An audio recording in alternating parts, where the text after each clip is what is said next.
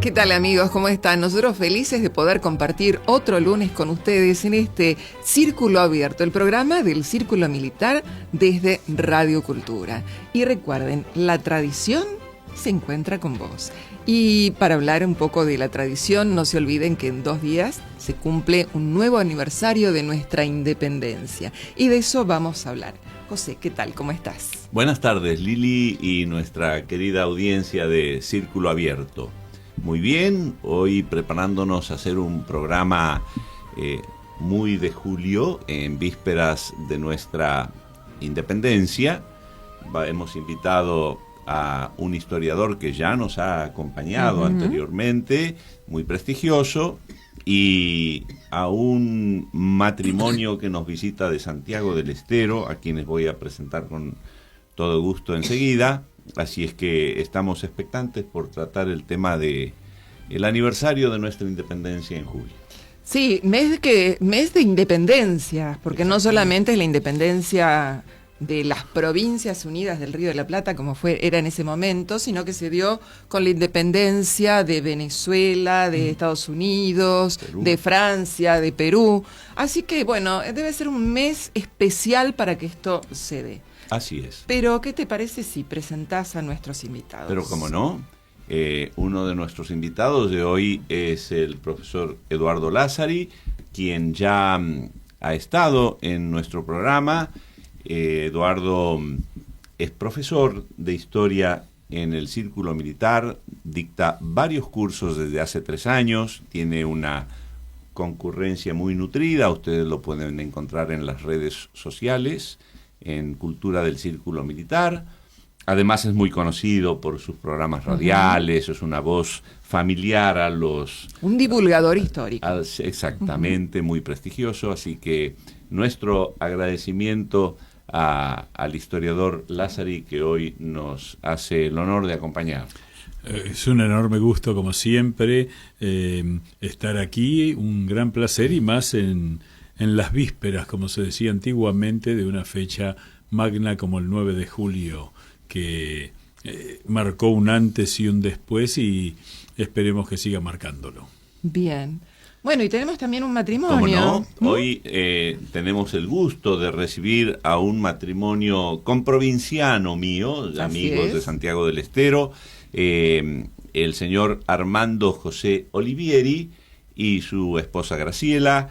Él es miembro correspondiente de la Academia del Instituto Nacional Sanmartiniano por la provincia de Santiago del Estero, es expresidente de la Asociación Sanmartiniana en la provincia y actual presidente de la Asociación Browniana en Santiago del Estero. Es una persona muy querida allá en la provincia y los he invitado a acercarse porque es un gusto tenerlos con nosotros, así que bienvenidos Pepe y Graciela. Muchas gracias. Bueno, muchas gracias, Pepe. De Pepe a Pepe. Sí. Así es. Es así. Bueno, muchas gracias. Nos sentimos muy felices de poder estar. Aparte, una satisfacción personal, porque uno siempre disfruta de la presencia del profesor a través de la pantalla. Seguro. Muchas veces de Radio Mitre, que somos radio escucha nosotros, y bueno, y entonces hoy en día tenerlo en persona, la verdad que es un lujo. Es un lujo total. Muchas por favor. Gracias, muchas gracias. Pero aparte, siempre que aparece el profesor en pantalla con algo, ¿viste? Siempre agarro un papelito para con un lapicito. Seguro. Entonces lo que habla y cositas. Siempre tiene algún dato que uno no conoce. Así que muy feliz, muy contento de estar. Muchas gracias. Bueno, pero para comenzar, Eduardo, vamos a ubicarnos hace 210 años que se declara la independencia de las Provincias Unidas del Río de la Plata. Ubiquémonos históricamente, como globalmente, mejor dicho. ¿Qué era lo que estaba pasando en aquella época? Bueno, hay que decir que ese fue un acto arrojado, audaz, de los hombres que se habían empezado a reunir en marzo en San Miguel del Tucumán, lugar que fue elegido para que todos los rincones de las Provincias Unidas estuvieran cerca. Es decir, los extremos eran Chuquisaca en el norte, Buenos Aires en el sur, y en la mitad ahí cayó San Miguel del Tucumán, que por ese entonces era una ciudad bastante pequeña, bastante poco equipada. Una de las dificultades que tuvo el Congreso fue encontrar un lugar donde reunirse, porque el cabildo estaba derruido, en las iglesias se consideraba imprudente una reunión civil de esas características, y terminaron alquilando una de las casonas más grandes de San Miguel del Tucumán, la de doña Francisca Bazán de Laguna, y tiraron abajo una pared para hacer una sala en la que entraran los 33 diputados que habían sido nombrados. El mundo estaba muy convulsionado, entrando en un periodo de paz, porque había sido derrotado Napoleón, el causante de todas las guerras de la década de 1800 y 1810, y eso para los revolucionarios americanos, que quedaban pocos en lucha, porque ya todas las otras revoluciones habían retrovertido, Chile, Nueva Granada, Colombia, Venezuela, Ecuador, México, Centroamérica, la capitanía de Guatemala, y la única que se mantenía en pie, y bastante a los tumbos, era la Revolución de Mayo que se había dado en Buenos Aires.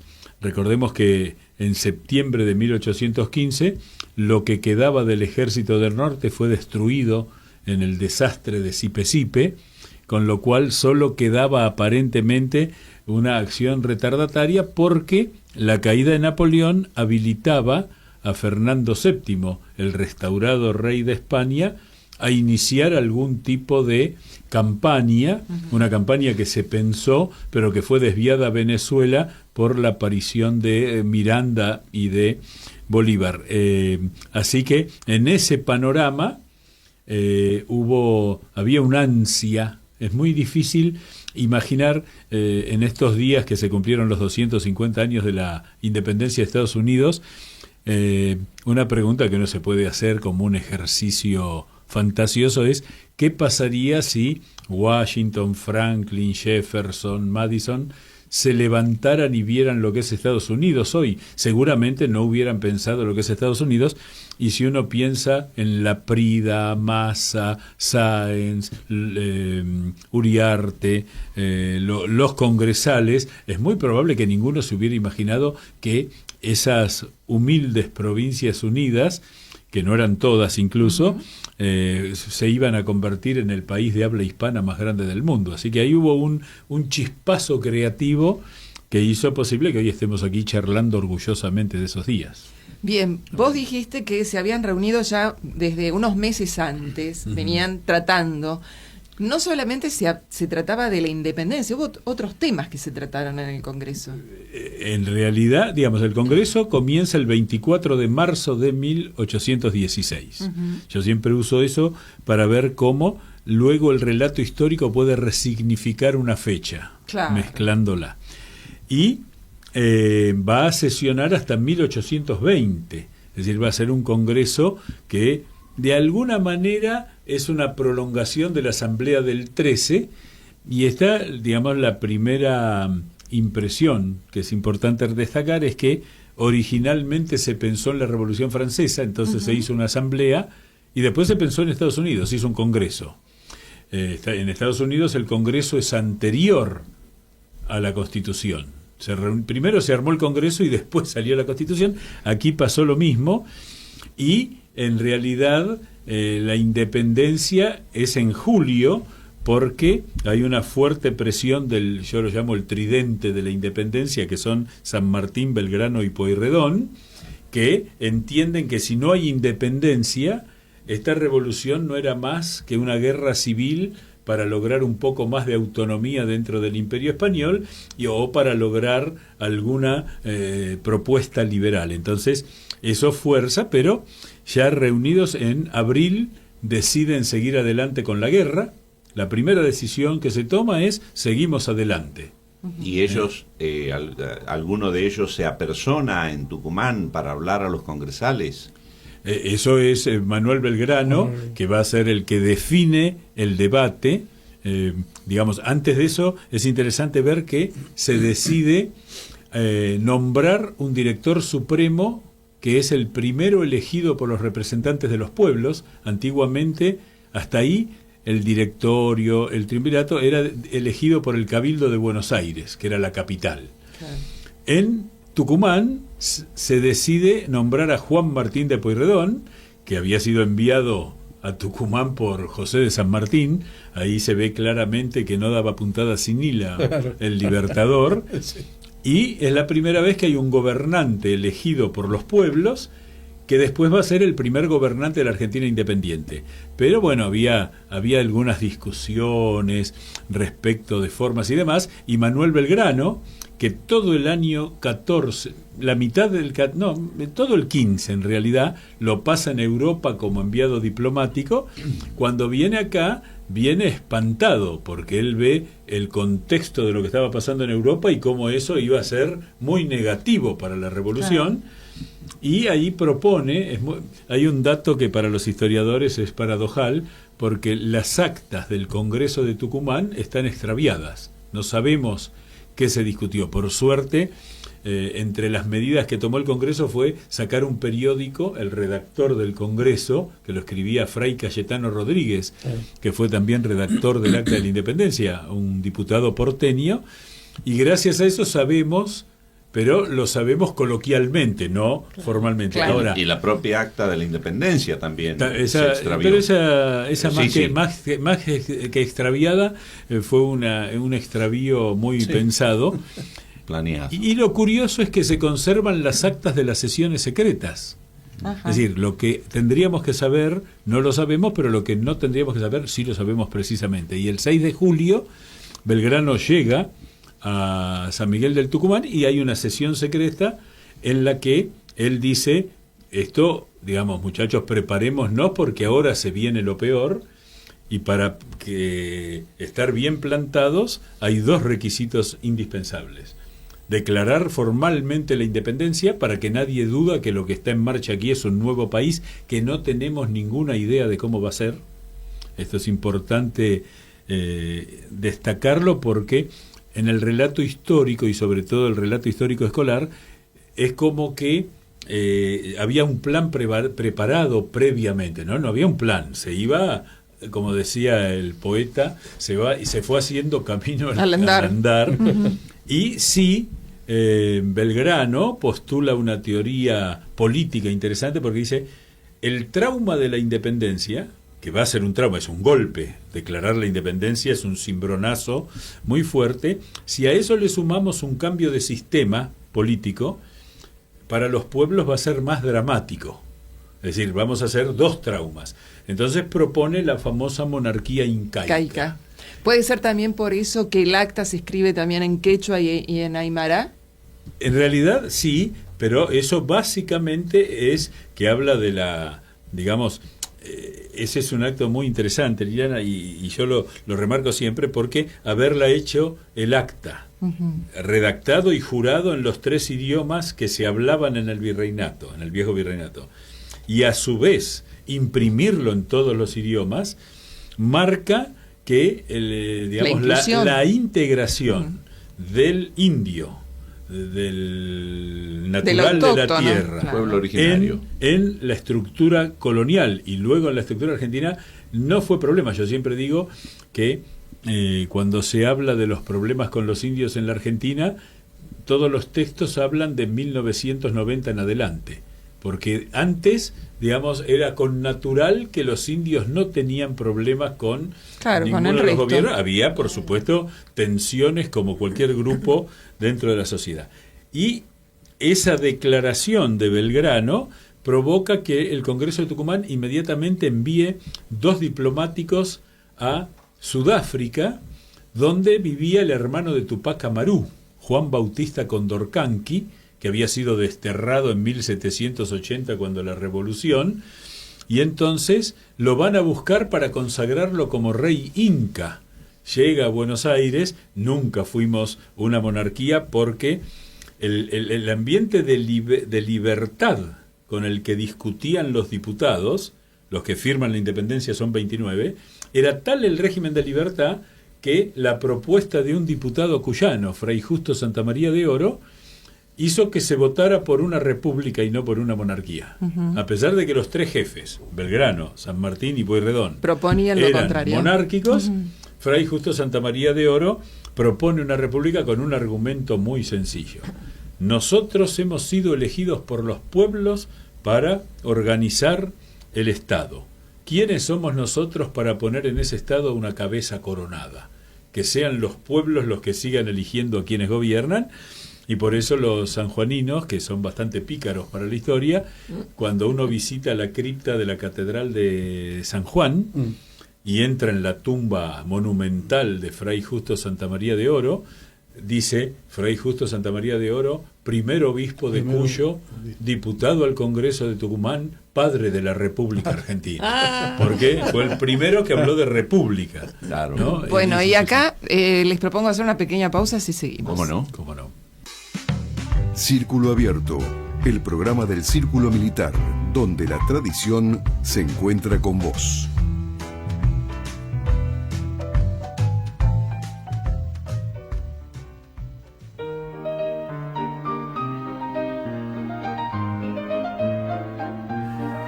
Bien, y continuamos hablando de quienes participaron de estos congresales.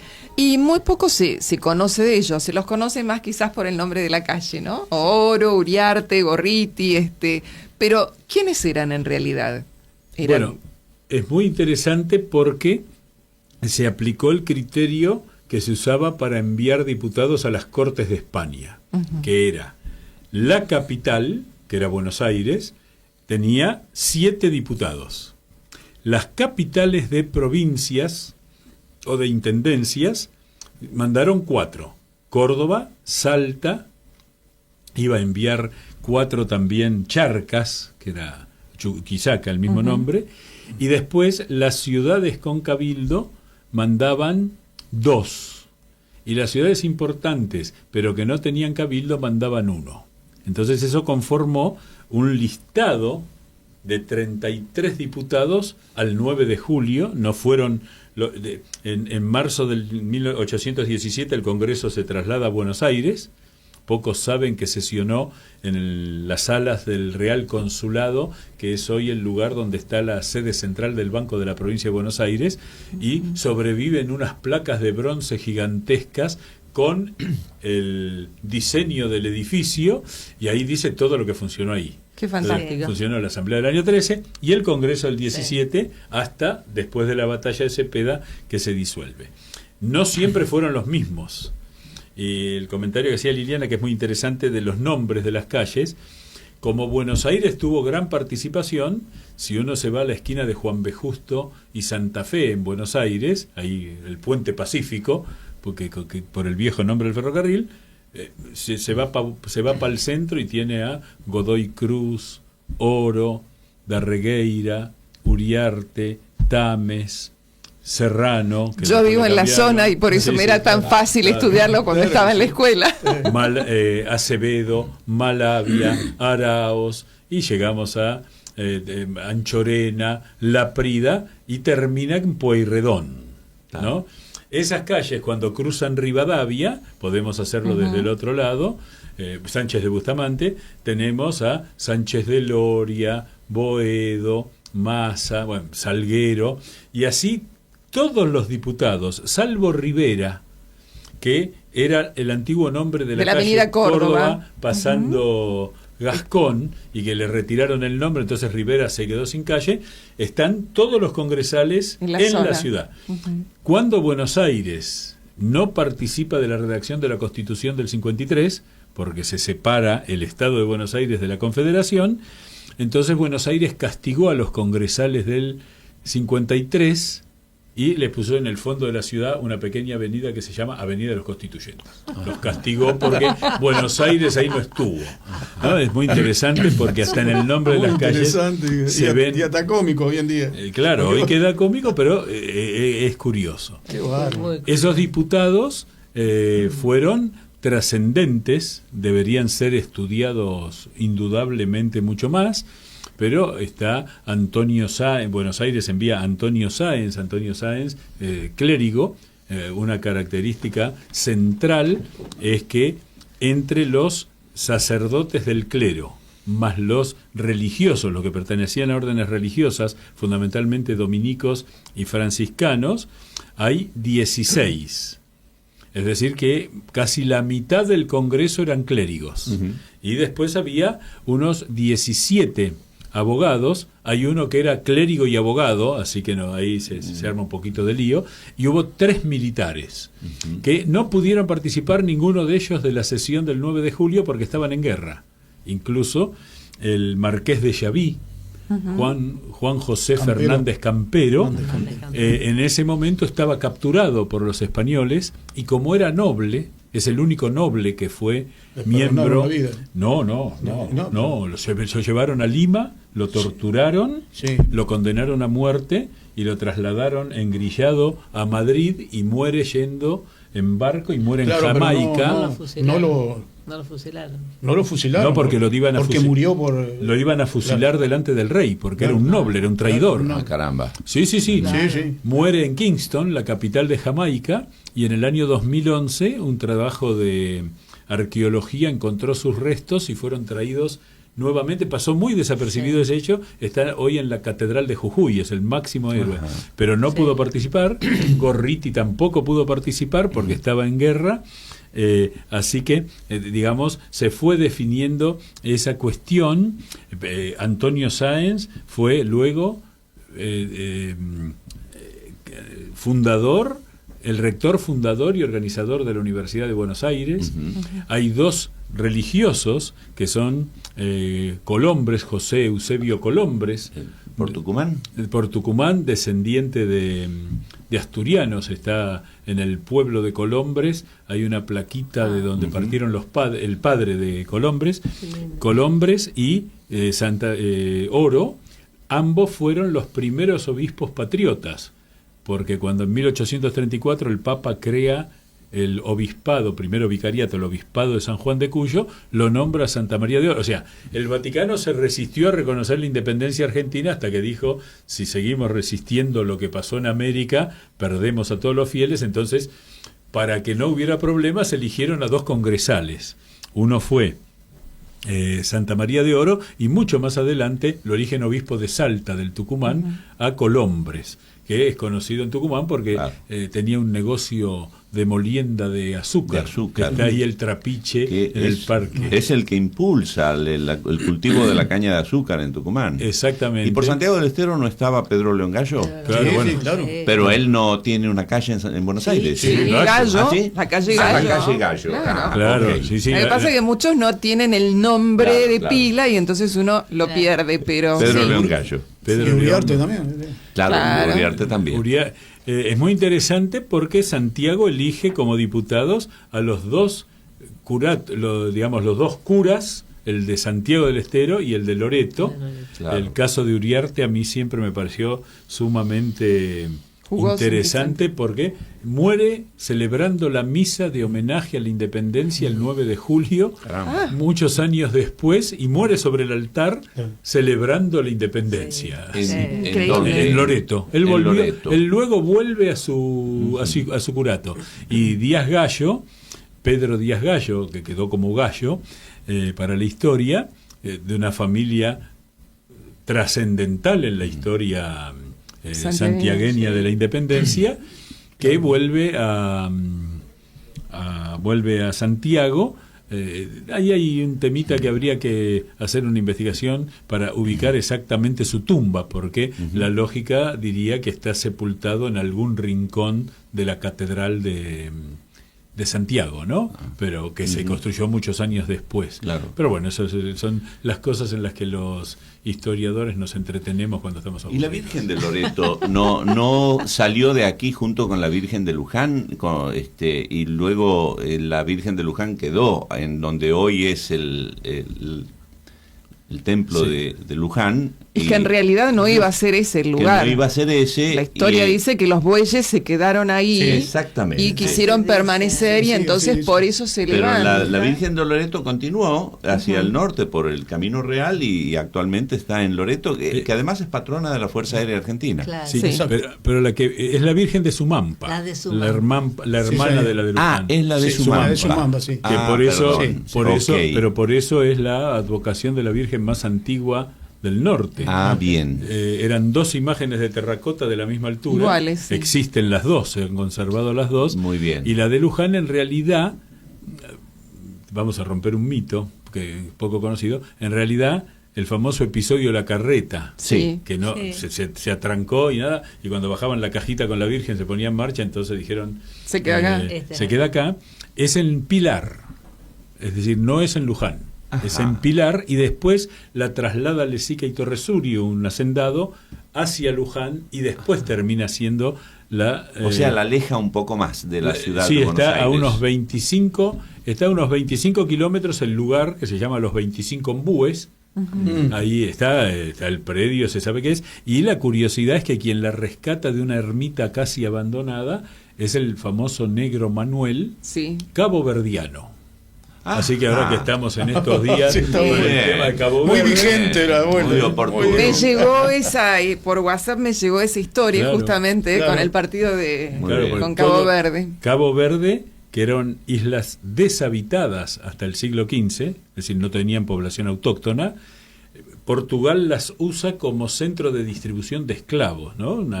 Un origen dramático, quizá el peor episodio de la humanidad, la esclavitud, y entonces de ahí se distribuían a todos lados, y de Cabo Verde entonces llegó este muchacho que no sabemos de dónde de África había llegado a Cabo Verde. Entonces Claro. llega de Cabo Verde aquí, digo porque para tener más simpatía, y además, ya que estamos hablando de Cabo Verde, tuvo Cabo Verde un gesto muy amable con la Argentina en la guerra de de las Malvinas, Malvinas. que no se ha puesto Sí. sobremanera porque no dejó que los aviones británicos de Operaran en abastecimiento... sus bases. Sí, Exactamente. Es correctísimo. Aquí Claro. hemos hablado mucho de Malvinas recientemente y es muy oportuno que Sí, señales ese Ese- gesto de Cabo Verde hacia la Argentina.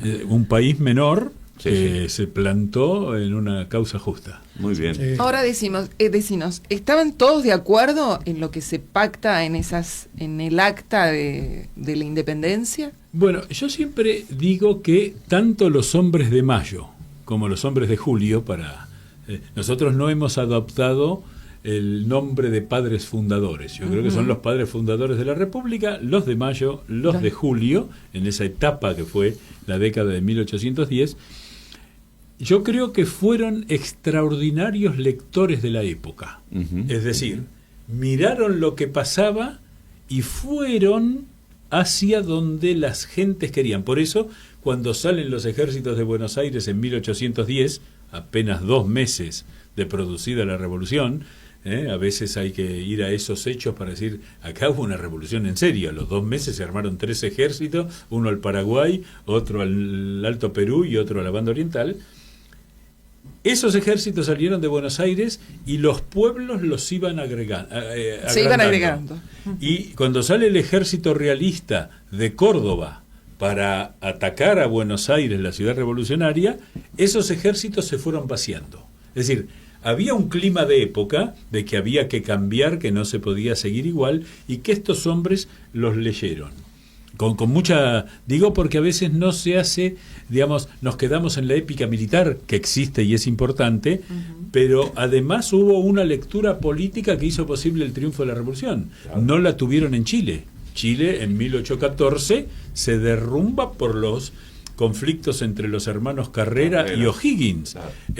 Bolívar entrega a su jefe Miranda a los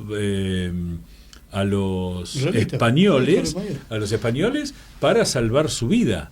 Bueno, la revolución en lo que hoy es la Argentina, que ya se hablaba de Argentina. Esta es otra discusión que siempre se tiene. Cuando se dice, ¿desde cuándo esto se llamaba Argentina? 1827. El himno nacional argentino, escrito en 1812, al gran pueblo argentino salud. Es decir, el gentilicio que unía todo era argentino, ya en 1812. Quizá no tuviera la forma de República Argentina o de... pero el pueblo a sí mismo se reconocía como pueblo argentino. Y en Tucumán, digamos, se da un fenómeno poco común en nuestra historia, que fue que hubo una gran,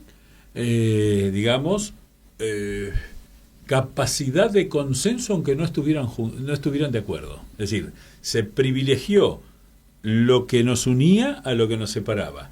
En un contexto que voy a tener que hablar antipáticamente de un personaje que goza de mucha simpatía, proceso en el que no se suma Artigas, ni Ramírez el entrerriano, ni López el santafesino, que crean la Liga de los Pueblos Libres, que le declaran la guerra a Buenos Aires. Es decir, por eso ni Santa Fe, ni Corrientes, ni Entre Ríos, ni la Banda Oriental declararon la independencia. Entonces ahí, digamos, el resto tuvo esa lucidez de decir, bueno, miren, acá hay ideas superiores que nos exigen ponernos de acuerdo aunque no estemos de acuerdo. Entonces, eso que para mí es captar el clima de época, que no lo capta Artigas, que no lo capta Ramírez, y que después lo capta tardíamente López, porque después López se integra en la Confederación. Es muy interesante, y además lo que tiene la Declaración de la Independencia, que yo siempre lo destaco, es si la comparamos con Estados Unidos, que fue la única declaración importante de la independencia previa. Los países antes se conquistaban, no se independizaban en Europa. Claro.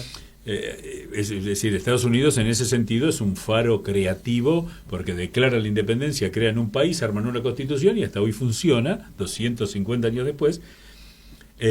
Ahí lo que se descubre es esta idea de, digamos, la novedad de la independencia.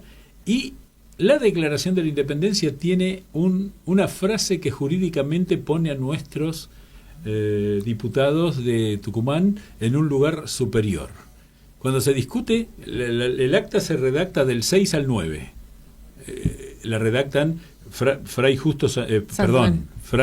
Cayetano Rodríguez, que era el superior de los franciscanos en Buenos Aires, con la ayuda de José Mariano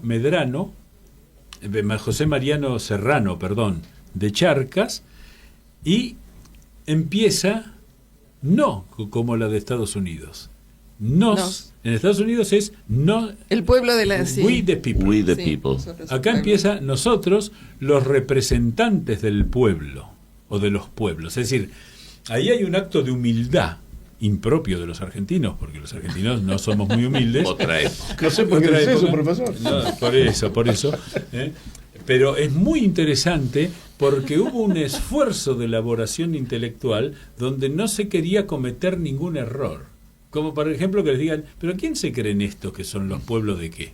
No, son los representantes. Eran representantes de los pueblos. Y ahí surge sí un acto pretencioso que es Provincias Unidas en Sudamérica. Es decir, dejan abierta en esa declaración la independencia de todos los territorios españoles. Cuando lo único que no quedaba bajo poder realista era esa lonja que hacía Buenos Aires, Córdoba, Santiago del Estero, Tucumán, pasaba por Salta, Jujuy, Tarija, Cochabamba, Potosí y terminaba en Charcas. Eso era lo único que estaba en esa situación, en condiciones horribles. Es decir, yo creo que si uno hiciera un ejercicio de simulación y somos nosotros los diputados, enseguida diríamos, negociemos con estos muchachos que nos van a pasar por encima, porque esa era la condición. Y la San Martín, que es impulsor claro de la independencia, diputado por San Juan, que envió San Martín, Francisco Narciso Laprida, presidente del Congreso el día de la jura. Juan Martín de Pueyrredón, elegido por San Martín en San Luis, director supremo. Fray Justo Santa María de Oro era el que redactaba las cosas. Es decir, San Martín influyó con el bloque cuyano. Y en ese bloque... mayoría importante. Claro. Pero iba claro. San Martín ya había establecido la estrategia para el norte, que a veces se hace mucho hincapié en la campaña de Chile, pero siendo comandante del Ejército del Norte, cuando reemplaza a Belgrano, en esas 36 horas inimaginables de Belgrano y San Martín juntos, donde pensaron la patria, elige San Martín a Güemes, que no le gustaba mucho a Belgrano. De hecho, Belgrano había tenido disputas, y lograron articular eso que va a ser Güemes, que es heroico, la guerra gaucha, que frenó las invasiones por el norte. Eso es lo que le iba a preguntar, profesor, que si desde su lugar, Sí. Güemes tuvo también que ver con el Congreso al frenar esas invasiones. Sí, hay que decir que Güemes cumple la estrategia que le ordenan San Martín y Belgrano. Para mí un error historiográfico grave es no recordar que Güemes, del 15 al 21, que cuando es gobernador, ¿quién lo impulsa a la gobernación a Güemes? San Martín y Belgrano, antes de la independencia. Sí. Y la estrategia se la impone en Belgrano y San Martín, y Belgrano, después de participar siendo nadie, porque viene por el prestigio que se había ganado como padre de la patria, se queda en Tucumán y desde ahí va a encabezar el ejército del norte. Nadie le reconoce a Belgrano, que del 16 a fines del 19 es el comandante en jefe del ejército del norte, y Güemes es el jefe de la vanguardia del ejército. Es decir, el superior militar de Güemes ahí Es Belgrano. es Belgrano. Belgrano, claro. Y esto ha llevado a la confusión de exaltarlo a Güemes. Yo voy a decir, hoy estoy ganándome enemigos por todas las adversarios. De ninguna manera. Es decir, ustedes saben que el feriado de Güemes fue un intercambio de votos en el Senado. Sí. Eso fue fue un bastardeo de la figura de Güemes para que el gobierno nacional de ese entonces tuviera 3 votos de la provincia de Salta. Bueno, yo te voto eso que vos querés, pero me ponés de feriado el 17 de junio. Claro. Desde el punto de vista de la historiografía dura, Güemes no merece un feriado nacional. Yo sé que esto es antipático, porque además lo digo de un personaje que me parece extraordinario y fascinante.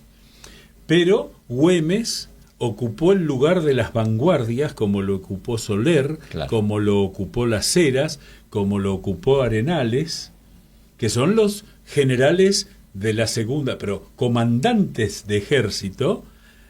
Casi me voy a meter en un terreno en el que en un berenjenal, pero comandantes de ejército con todos los atributos y las virtudes fueron Belgrano y San Martín. Claro, lo que y pasa... después los que vienen abajo, Balcarce, cumplieron sus tareas, pero digamos, ahí hay que hacer discriminación. Lo que pasa es que porque Güemes si se caracteriza por el tipo de guerra, de guerrillas, con sus gauchos, digamos, conocedores del territorio. Sí, sí. Entonces, es un tipo de guerra distinta a la que se venía aplicando, y eso es lo que marca un propio ejército también. los infernales. Eso es lo que marca la diferencia de Güemes con los otros militares. El tipo digamos, de guerrilla. Actuaba y se retiraba, desgastaba y se Yo pienso que los demás oficiales que tuvo San Martín o Belgrano estaban en un ejército con tropas que pertenecían más formales, claro. Ya que entramos en lío. Pero Güemes creo que formó su propio ejército. Exactamente, y su forma de hacer la guerra. Bueno, estamos. Arenales hizo lo mismo en Perú. No hubiera caído Lima si Arenales no hace la campaña de las sierras, en las que volvió loco al ejército español, que tenía 20.000 hombres contra los 5.000 del ejército Pero no unido. tuvo tanta publicidad. Porque nació en España. La correspondencia entre Belgrano y Güemes era muy fluida, semanalmente se escribía. Pero porque Güemes lo reconocía comandante a Belgrano. Claro. Es decir, es un problema de la historiografía posterior. Sí. De hecho, esto muestra, yo creo que, digamos, San Martín como militar es el militar más grande que tuvo la historia americana hasta hoy, y me atrevo a discutirlo. A quien Belgrano admiraba. Belgrano. Bueno, Belgrano se hizo militar de golpe, digamos. Claro. Pero sabía. Porque era una persona culta, era una persona que leía, que se interesaba, que estaba, digamos, ávida de saber qué era lo que estaba pasando tanto en Europa como en América. Entonces, la invasión inglesa le sirvió a él exactamente, se fue formando, pero no tenía la formación militar que tenía tuvo San Martín. el talante de comandante. Sí. Esto es interesante. Sí, claro. Hubo otros militares formados por que ejemplo, no lo tuvieron. O'Higgins no tuvo el talante de comandante. Bueno, la personalidad privilegió la disputa con Carreras a encabezar. De hecho, Pero bueno, esos son los temas interesantes. Ahora, uno descubre que la bendición, digamos, hay pocos hombres imprescindibles en la historia. De tipos que uno dice, este no está, esto hubiera sido distinto gravemente. San Martín llega acá en 1812, sí, no tenía la más mínima idea de lo que pasaba acá. Y en 8 meses se hace un cuadro de situación, diseña un plan, lo ejecuta, magistralmente, pero además dice, che, estos no confían en mí, así que voy a tener que tengo que buscar algún realista para andar matándolo, porque el fue. Y va a San Lorenzo y claro, detalla uno por uno los que... Y con la contra de Rivadavia ya adentro. Sí, sí. Yo creo que ahí hay otro tema historiográfico que es... No le confiaba mucho. Ninguno de los dos, pero nadie confía. Viene un tipo de España que claro, peleó 24 años al para servicio España del ejército español, que hasta 6 meses atrás estuvo peleando bajo las órdenes de Fernando VII, o quien el sucedáneo de Fernando VII. Viene acá y dice, pues vengo a participar de la revolución. No le creían. Claro. Y además no pudo demostrar San Martín cuando llega que había nacido en América, que era la condición de los logistas lautarinos, claro, que eran nacer en América. Alvear buscó el acta de los padres, tenía familiares acá, nadie dudaba, los Balbastro, que era San Martín, no pudo demostrar, él para casarse tiene que jurar haber nacido en las Misiones, y lo salva un cura que en la Merced revisa y encuentra el matrimonio de los padres. Claro. Y entonces le pregunta, ¿usted es hijo de Juan de San Martín y de Gregoria Matorra? Sí, ese soy yo. Ah, miren, che, apareció esto acá. Claro.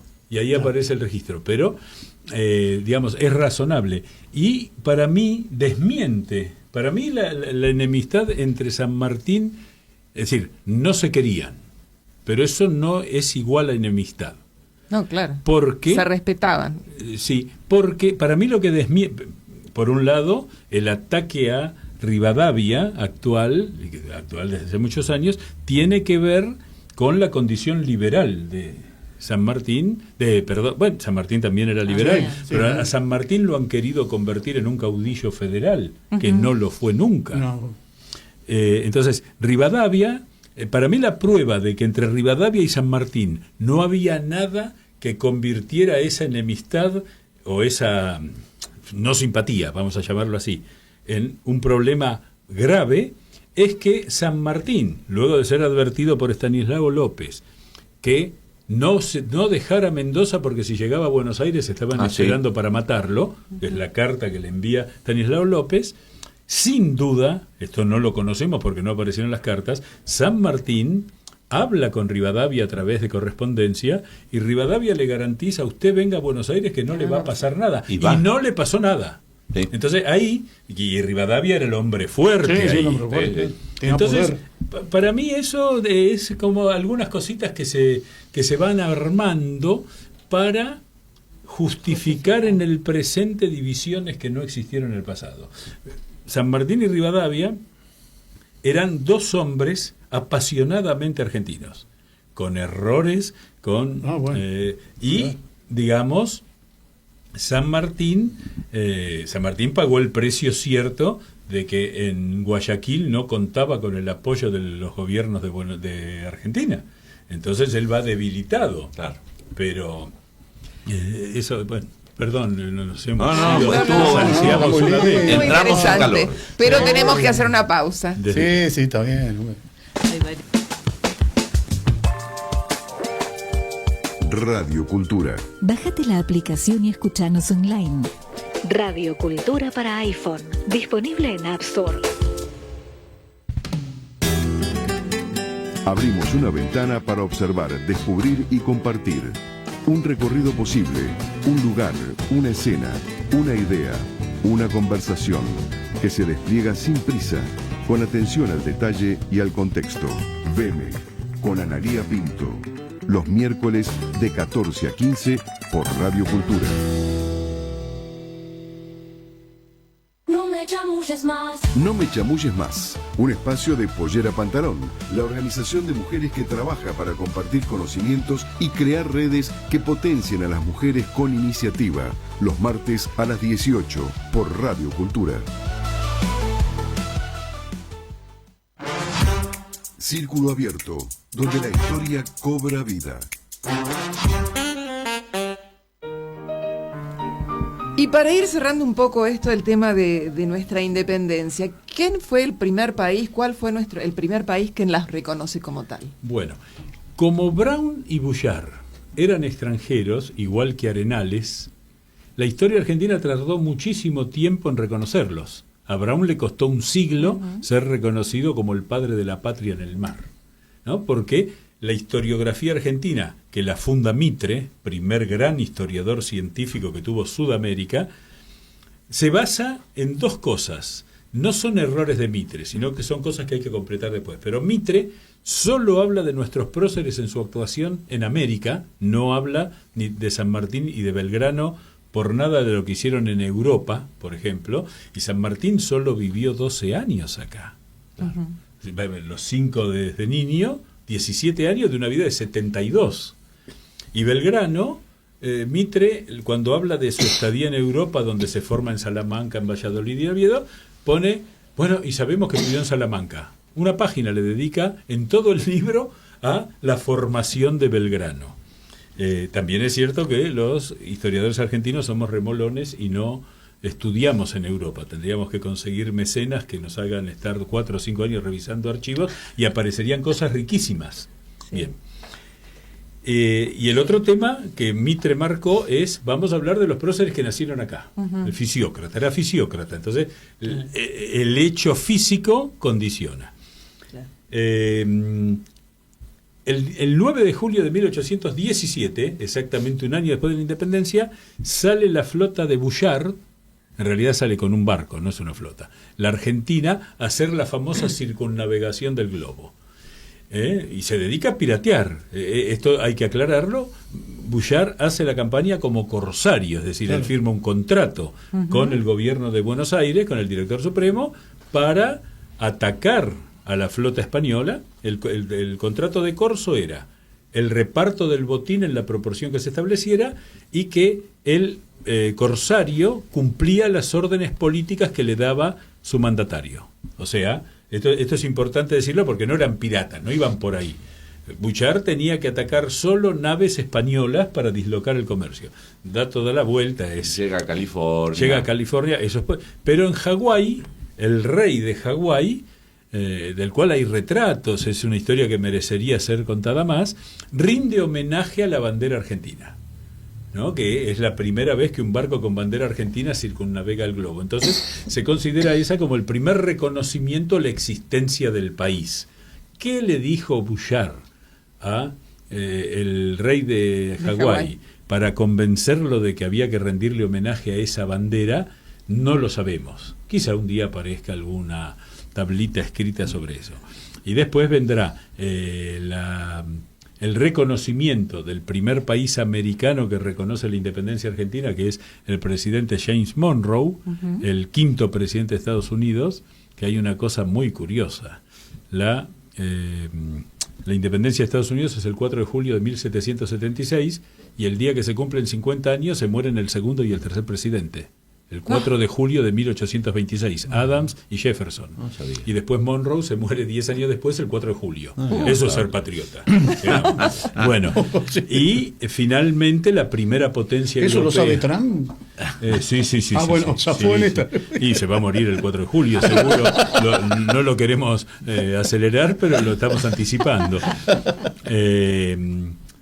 Y digamos, la primera potencia europea es Gran Bretaña, que no solo reconoce la independencia argentina como primer ministro George Canning, sino que la Argentina con Gran Bretaña firma el más antiguo tratado diplomático que hay en vigencia entre América y Europa, que es el Tratado de Amistad, Comercio y Navegación entre Su Majestad Británica y las Provincias Unidas de la República Argentina. Así están llamadas. Ese tiene 201 años y sigue vigente. Este es el dato. Sigue vigente tal cual. Notable. Bueno, sí. Muy interesante. Muy interesante. Y nombramos a Belgrano en todo esto. Sí, claro, Sí, hay que queríamos nombrarlo, aprovechar la presencia de un historiador santiagueño para ver la ascendencia de Belgrano en la provincia de Santiago del Estero, que la tenemos ahí en la pantalla. Sí, vemos su madre. La verdad que tenemos 2 minutos nada más de programa para ver esto, pero la audiencia de la radio puede observar las raíces profundas que claro. la familia creo que me ganaste de mano, Pepe, porque vos lo subiste antes. Yo traía algo preparado que escribí una vez para el Nuevo Diario de Santiago del Estero, que también decía sobre la ascendencia que en 1682 el alférez José de Islas, que venía desde España, es el que se ve más arriba claro, en la genealogía. Se radicó en la Villa de Loreto, donde desempeñaba como protector de indios. Exacto. Así.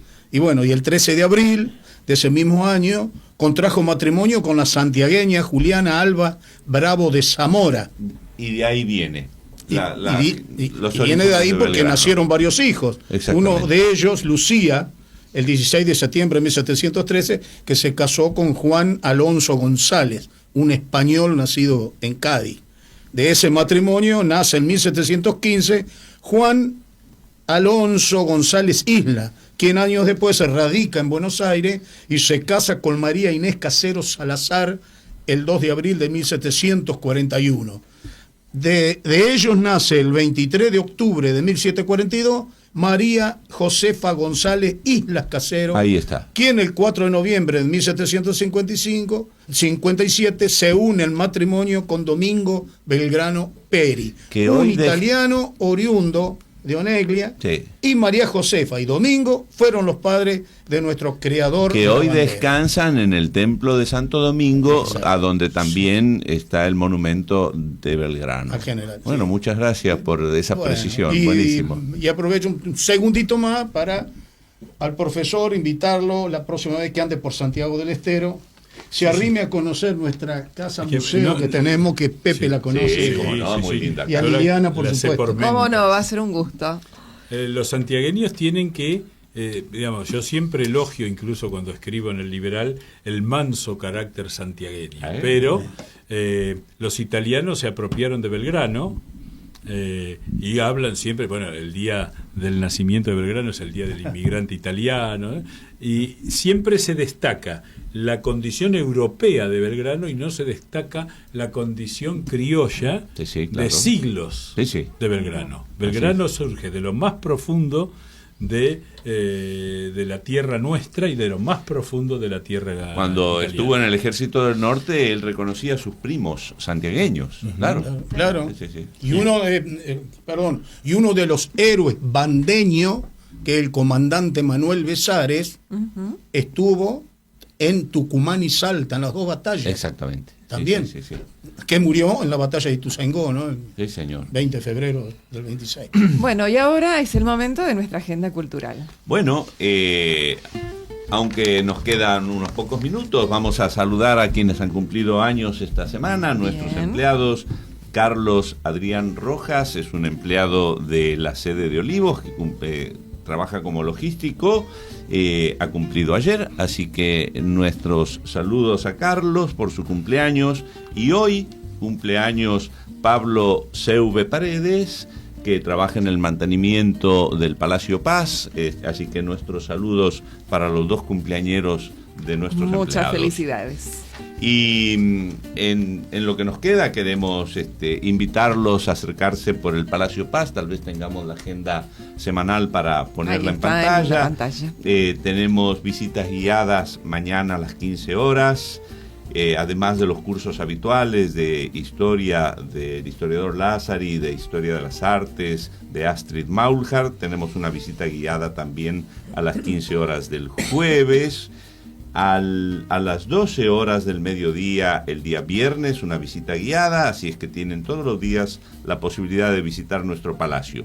El sábado, en Desayuno con Historia, tenemos a los congresales de Tucumán fundadores del país. ¿Es correcto, Eduardo? Exactamente. Así que tenemos desayuno con historia con Lázari el día sábado a las 10 horas, a las 15 visita guiada y a las 17:30 también el sábado tenemos visita guiada con lírica, con Alicia Merlico.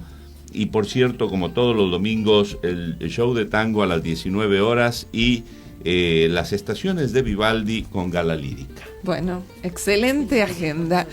Y no se olviden de vivir este 9 de julio con un espíritu patriótico. No es tan solo un feriado. Piensen un poquito más allá de lo que esto significa.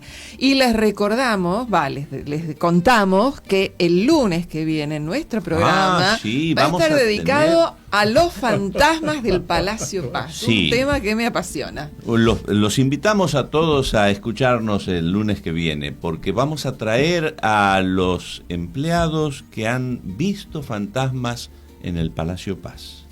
Fantástico.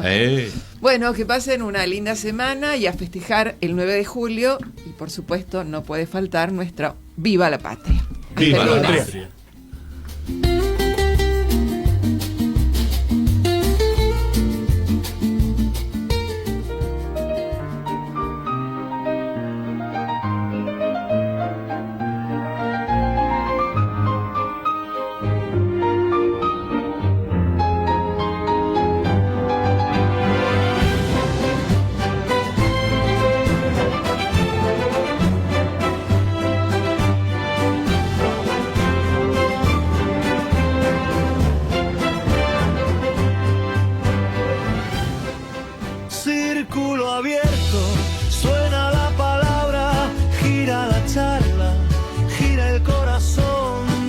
Este palacio en otra época, late la ciudad en cada voz.